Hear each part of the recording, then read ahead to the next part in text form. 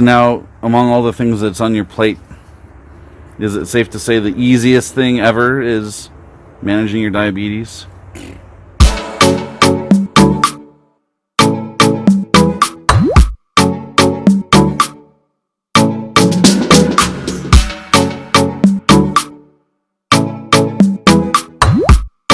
Hey friends, this is Brandon Miller, and I wanted to share with you my experience as the spouse of someone who has type 1 diabetes. I love the quote that you hear Sean Connery say when he is King Arthur in First Knight, talking with Lancelot. This is back in the 90s. And Lancelot had made some mistakes, slept around with Guinevere, blah blah blah. And Sean Connery is forgiving him and welcoming him to the round table. And he says, "Lancelot, I can't love people in slices, so I'll take the good with the bad." I've always thought of this, especially in terms of my wife's diagnosis of type 1 diabetes. When we were first getting to know each other, she shared with me pretty early on that was a part of her lifestyle, it was just part of who she was. And she was a little reluctant because a lot of times that's taboo. You might be a little bit nervous to share that with somebody that you're first getting to know. And that Sean Connery quote as King Arthur came to mind right then during that conversation. I can't love you in slices. It's a part of who you are. So as we got to know each other, as we got closer and closer to getting married, I asked her to teach me, hey, if you're incapacitated, show me how to give you a shot, how to do calculations, all that I need to do. And it's not just her thing, not just her battle, but it's our battle. We are navigating it together. Talk to me about diabetes burnout. So yeah, burnout comes in waves. Definitely cycle through it every few years or so. But it's that just overwhelming sense of fatigue, of doing the same thing every day and not wanting to do it anymore. Having diabetes is expensive. Even with health insurance, I still have to pay. I have to reach my deductible. I have to pay a minimum of 20% after that. Got co-pays. All of my doctors are specialists, and specialists are more expensive to see when it comes to co-pays. For example, a visit to my primary care physician would be $25, but seeing a specialist would be $50 to $75. And then I have multiple specialists. One for my eyes, because I have to get my eyes checked every 6 to 12 months. My endocrinologist for my actual diabetes care. And then I see a dermatologist for other skin issues that crop up due to hormone issues, because, autoimmune disease and insulin are all hormone related.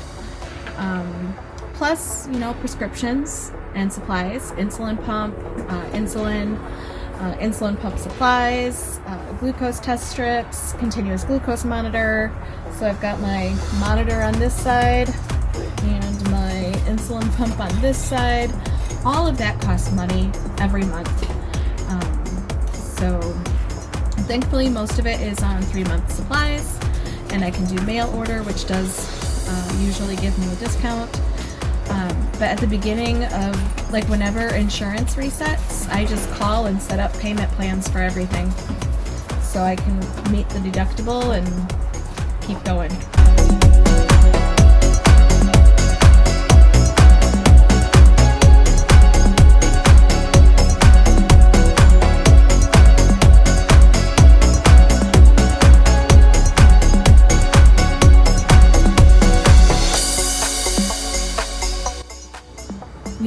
When we were pregnant with our kids, I got more ultrasounds than usual, which, there are pros and cons to that. One, definitely more expensive, but two, we got to see them a little bit more frequently, and I did appreciate that. So. Right. One thing I really appreciate is not having food police or like health police around. So just saying things like, what do you need, or how can I support you right now, instead of saying, should you be eating that, or things like that. So, and then for self-care, pick your battles. When someone with diabetes is stressed out, it impacts our hormone levels, and when hormone levels are out of whack, so are our blood sugars. When blood sugars are high or low, we get cranky, which can mean short fuses, and there can be a lot of tension. So just being aware of that, like, we don't want you to walk on eggshells, but to be aware that if we're not steady with our blood sugars, we're going to be unsteady emotionally. We can have those conversations and lay out what are my specific needs, what are my husband's specific needs, and then work out that plan. However, if you try to work that out when things are not level, yeah, it doesn't go so well. So you're saying communication at the right time is key? Yes. And if it's not the right time, being willing to wait. Hey, hun, so what are you about to do? I am about to refill my insulin pump. How often do you have to do that? About every 2 to 3 days. And what's that insulin pump do for you? This is artificial pancreas. I'll be honest about that. It is a high-tech medical device, supplying my body with the insulin it needs throughout the day. So I took out the old cartridge, and I am about to fill a new cartridge. Why does mommy need insulin? To live? Yeah, you're absolutely right.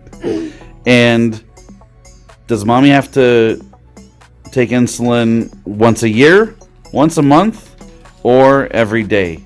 Every day. Yeah. And does mommy take good care of her diabetic needs? Yes. I completely agree. Big face. Big face!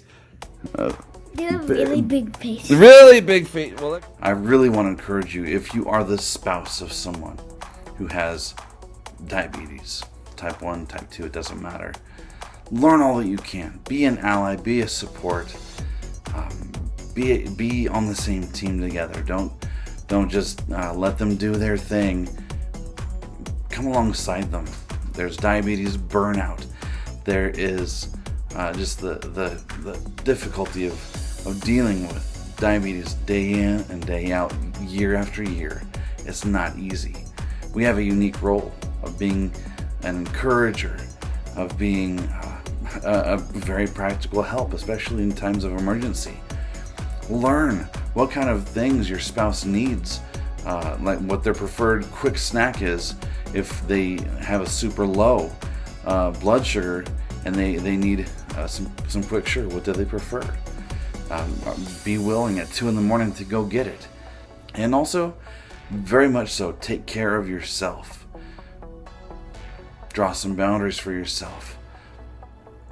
Have a self-care plan. Not just little indulgences, but build things into your daily schedule, your weekly schedule, that allow you to take care of yourself, your mental health, your physical health, your spiritual health. That way you can be the most effective person in this relationship as you navigate life with diabetes. All right, take care and don't give up. Don't ever give up. Just make this day your best day yet. And say that again the next day and the next day. Make this your best day yet. See you guys.